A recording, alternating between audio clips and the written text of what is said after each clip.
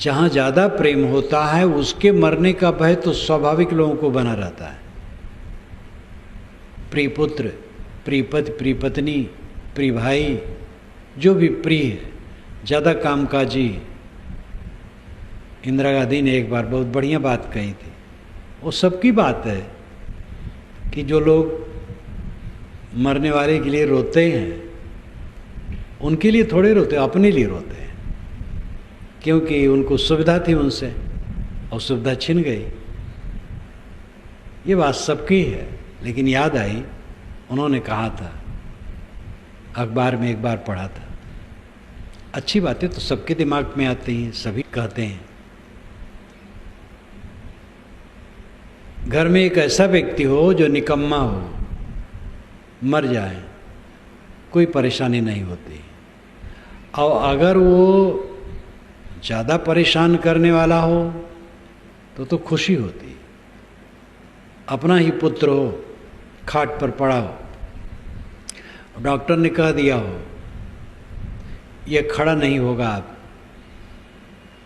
और आप लोगों को सेवा इसकी जीवन भर करना पड़ेगा, उठाना बैठाना, टट्टी कराना, उसकी टट्टी धोना, उसके मुख में ग्रास डालना, सब कुछ करना पड़ेगा। ऐसे पुत्र को माँ बाप भी चाहेंगे अब ये न रहे तो अच्छा। तो इस परिवर्तनशीलता को कौन रोक सकता है? भय बना रहता है, प्रिय छूट न जाए।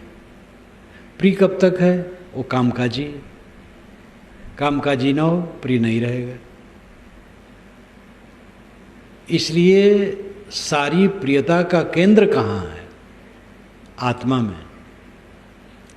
हम सबको प्रिय क्यों देखना चाहते हैं? क्यों देखते हैं?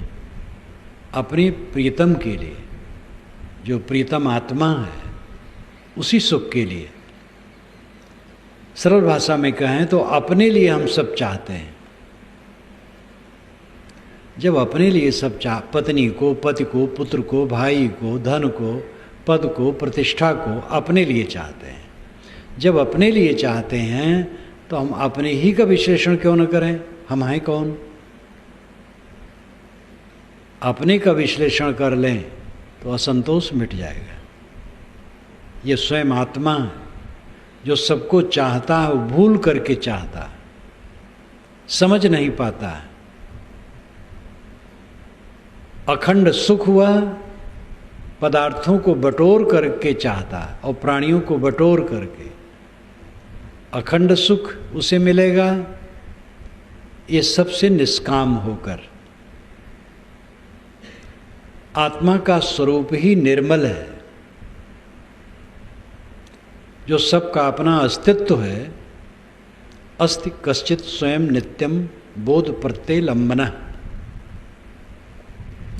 स्वामी शंकराचार्य ने विवेक चूड़ामणि में कहा है, अस्ति कश्चित स्वयं नित्यम बोध प्रत्यय लंबना। अस्ति है कश्चित कोई, स्वयं खुद, नित्यम सदा, बोध प्रत्यय, बोध प्रवाह, ज्ञान की धारा, आलंबना सहारा। ये इसका शब्दार्थ हुआ। भावार्थ है कोई,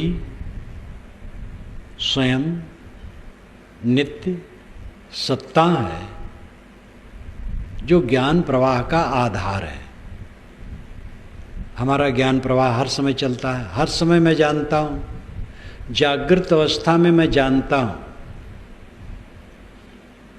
स्वप्न अवस्था में मैं जानता हूँ, सुषुप्ति अवस्था में सबके अभाव को जानता हूँ। तीनों अवस्थाओं में आत्मा ज्ञाता है। ये ज्ञान का आधार कोई एक निश्चित स्वयं सत्ता है। इस आदि मंत्र का यही अर्थ है। काम भर के सारे शब्द स्वामी जी ने इसमें दिया है। अस्ति है कश्चित कोई, स्वयं खुद, नित्यम सदा। कोई नित्य स्वयं सत्ता है जो ज्ञान का आधार है, वो कौन है? वही आप है। आप स्वयं ज्ञान के आधार हैं, स्वयं जनैया हैं, ज्ञान स्वरूप हैं। आपके स्वरूप में कोई तकलीफ नहीं है, आपके अस्तित्व में कोई तकलीफ नहीं है। हम अपने पद से उतरते हैं, अपने को मान लेते हैं देह, फिर अपना एक नाम मान लेते हैं, फिर इसके सुख दुख की कल्पना में पड़ जाते हैं, फिर उसमें चिपक जाते हैं, बस दुख शुरू हो जाता है। शरीर ही मैं नहीं हूं, शरीर का नाम मेरा कहाँ है? नाम रूप झूठे। शरीर की यात्रा चलती रहेगी, चिंता मत करो, इसके नाम रूप झूठे हैं। मेरा स्वरूप तो बिल्कुल निर्मल है, शुद्ध है, नर नारायण रूप है, तू जन जाने दे। ये कबीर साहब की आदि साखी, स्वामी शंकर का आधा श्लोक मैंने कहा था, ये कबीर साहब की आदि साखी है। नर नारायण रूप है, तू जन जाने दे। तू नारायण है, दे नहीं, अपने को समझ। आप में दुख का लेश भी नहीं है। सबको अपने आत्मा का ठीक से परिचय करना चाहिए। आत्मज्ञान अध्यात्म के क्षेत्र में मुख्य विषय है। आत्मज्ञान, अपने को पहचानना। जो अपने को ठीक से पहचान लेगा वह समझ लेगा कि दुख नाम की चीज मेरे अस्तित्व में कहीं नहीं। दुख एक भ्रम है। दुख क्या? सुख की कल्पना करके दुख पैदा होता है। अनादिकाल से स्वरूप के अज्ञान से विषयों में आसक्ति हो गई है, इसलिए विषयों में सुख की कल्पना है और उसको पाने के लिए हाथ पैर मारते रहते हैं और मिलती नहीं ये चीज़। सामान्य को नहीं, बड़े बड़े धनियों को नहीं मिलती। एक बार ऐसी छोटी सभा में गया था जहाँ करोड़पति लोग थे, 50-60 लोग रहे होंगे, डाबर, भंडारी, कोठारी, मारवाड़ियों के जो सरनेम होते हैं। किसी के चेहरे पर रौनक नहीं थी।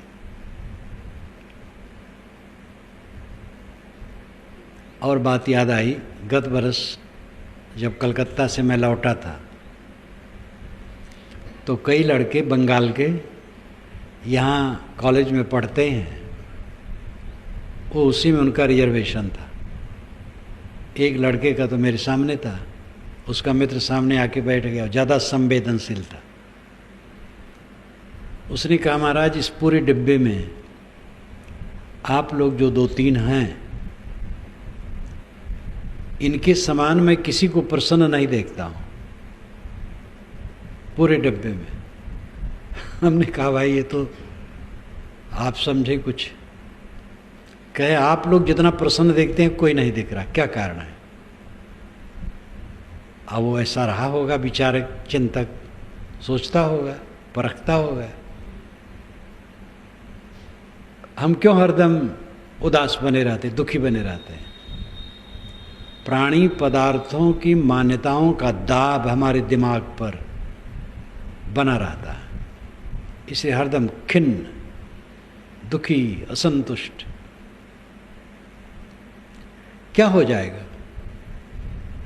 कोई मर जाएगा, कोई नई बात है। प्रिय का वियोग हो जाएगा, अप्रिय का संयोग हो जाएगा, अप्रिय का संयोग होने के बाद वो भी वियुक्त हो जाएगा। बीमारी आ जाएगी, चली जाएगी, अपमान हो जाएगा, सम्मान भी आ जाएगा। इस सब में क्या रखा है? जब तक हम भौतिक धरातल से अपने मन को ऊपर नहीं उठाएंगे, तब तक ये अवसाद, ये पीड़ा, ये वेदना, ये असंतोष, ये दुख मिटेगा नहीं। 10 वर्ष के पूर्व आपको अपमान मिले थे, सम्मान भी मिले थे, अनुकूल प्राणी पदार्थ मिले थे और प्रतिकूल भी मिले थे। आज कुछ है? 20 वर्ष के पूर्व, 30 वर्ष के पूर्व, 50 वर्ष के पूर्व कल मिले थे, आज वो है। ट्रेन में हम बैठते हैं, प्रेमी मिल जाते हैं, व्यंग करने वाले मिल जाते हैं, दोनों छूट जाते हैं। यहाँ क्या रहता है? विचारों का प्रवाह चित्त में जब तक चलेगा नहीं, चित्त की काई कटेगी नहीं। इसी काई में पड़े सब सड़ रहे हैं सदा से। कोई नई बात जीवन में क्या किया आपने? सोचिए। खाया, रूप देखा, स्वाद में आनंद की कल्पना की, अनुकूल शब्द सुनने की चेष्टा की, काम भोग में उद्वेगित हुए, राग किए, द्वेष किए, कलह किए, पैसा जमा किए, खर्च किए, हानि को देखे, लाभ को देखे, अनुकूल को देखे, प्रतिकूल को देखे। नया काम क्या किए? नया काम एक ही है,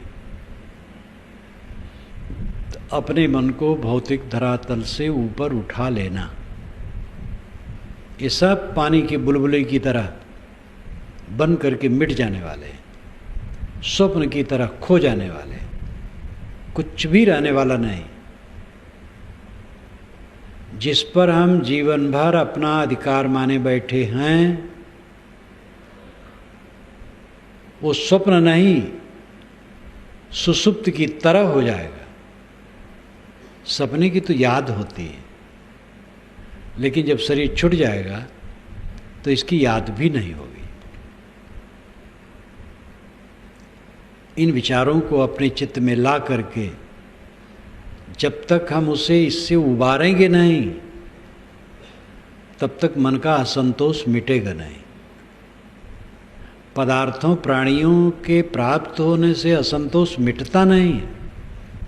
अनुकूल प्राणी पदार्थ जब प्राप्त हो जाते हैं तो क्षणिक संतोष होता है और उसमें हम रम जाते हैं, और उसका परिणाम यह होता है कि दुख का और बीज बो लेते हैं। फिर जब वियुक्त होता है तब पीड़ा होती है।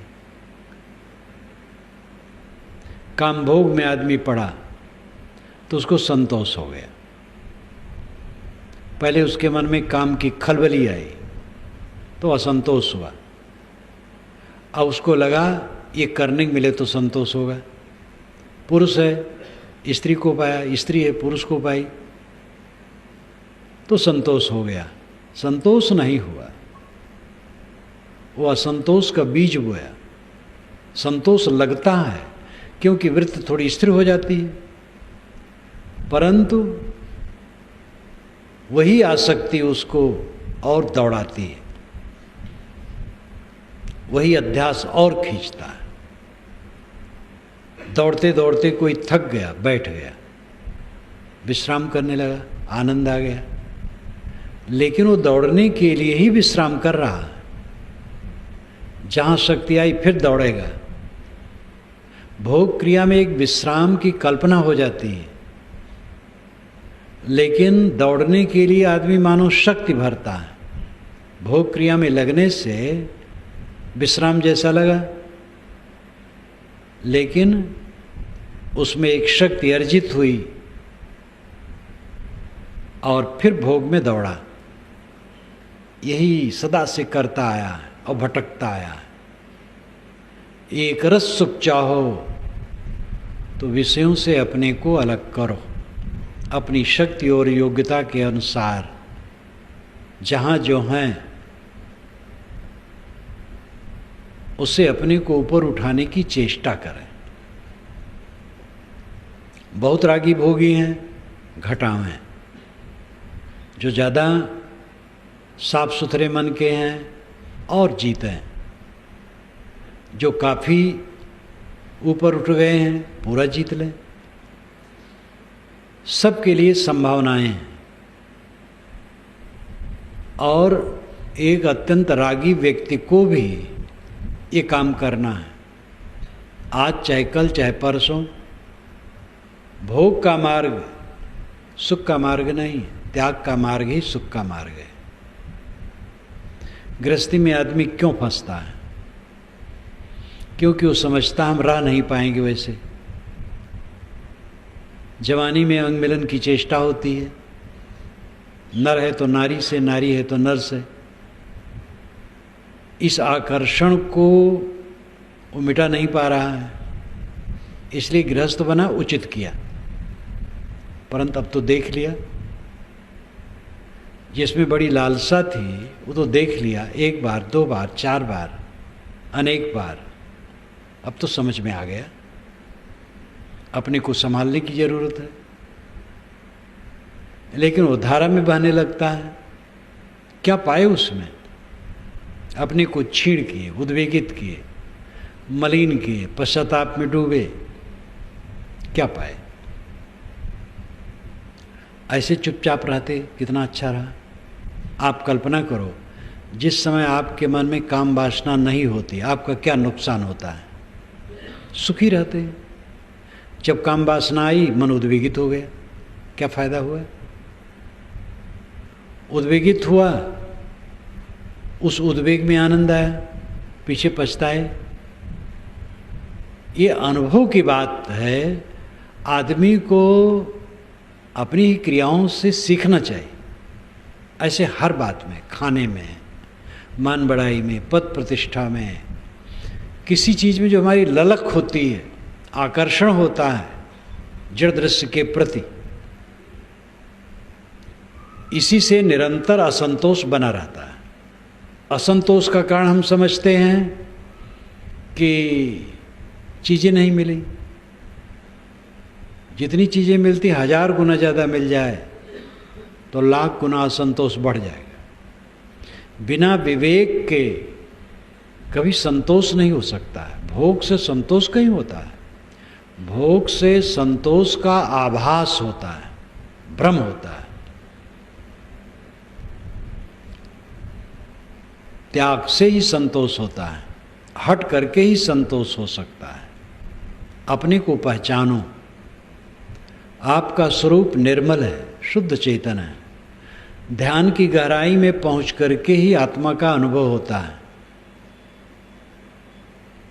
ध्यान की गहराई में पहुंचने वाला अनुभव करता है, देह अलग है, मैं अलग हूं और सारे बंधनों से मैं मुक्त हूं।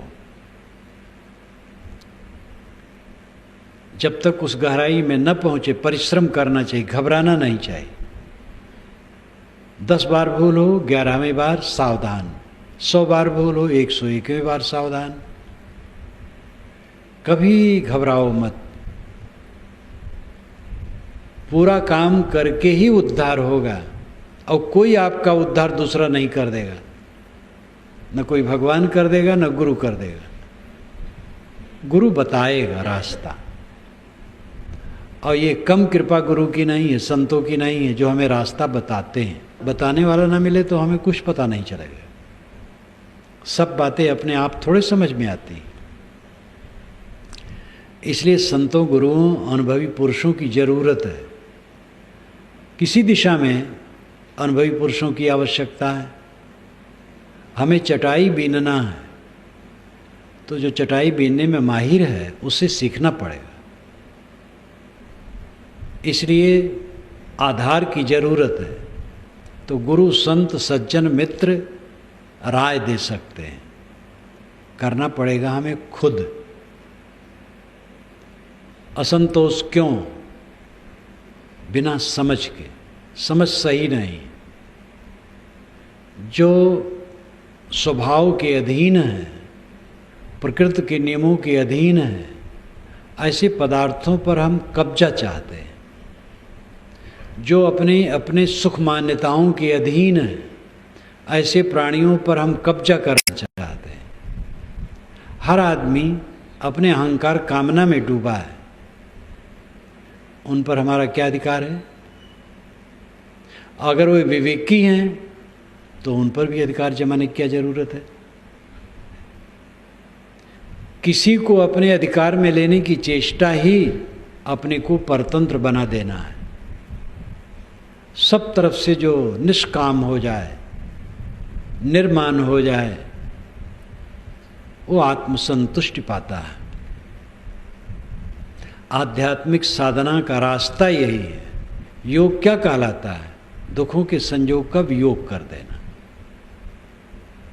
दुखों का संयोग कहाँ से होता है? चाहना से, चिपकने से, मोह करने से, आसक्त होने से। आदत है अनाद काल से चिपकने की, प्राणी पदार्थों में आबद्ध होने की, आसक्त होने की। और इसकी मात्रा जितनी अधिक होगी उतना असंतोष होगा। अज्ञानवश, भ्रमवश असंतोष होता है, और अज्ञान भ्रम के कारण चल विचल प्राणी पदार्थों में मोह करने के कारण से वो असंतोष और बढ़ता है। विवेक ज्ञान प्राप्त करें। मेरा अपना स्वरूप निर्मल है, अद्वितीय है, असंग है, निर्वयव है, कैवल्य है, शुद्ध है। उसमें मन वाणी की गम भी नहीं। शरीर रूपी भवन में बैठ करके इंद्रिय झरोखों से हम दुनिया को देख रहे हैं। अभी ये भवन टूट जाए, संसार का पता नहीं रहेगा कहाँ गया। संसार रहेगा अपनी जगह पर, हमें पता नहीं रहेगा। सारा संसार आत्मा से बिल्कुल अलग है। अपने आत्मा की दूरी इससे समझें, ध्यान द्वारा इसको और पक्का करें। अंदर का असंतोष, मन का असंतोष हमारे अज्ञान और विजात पदार्थों के मोह के बस है। हम अज्ञान के अधीन हैं, स्वरूप का ज्ञान नहीं है। और जो विजाति वस्तु है, स्वरूप नहीं है, पर है, स्व नहीं है, पर है। पर में मोह है, इसलिए असंतोष है। पर से लौटकर स्व में आ जाना, यही हंसत्व है। नीर क्षीर विवेक किया, नीर को छोड़ दिया, क्षीर को ले लिया। अनात्मा का मोह छोड़ दिया, आत्मा में अपने आप परम विश्राम।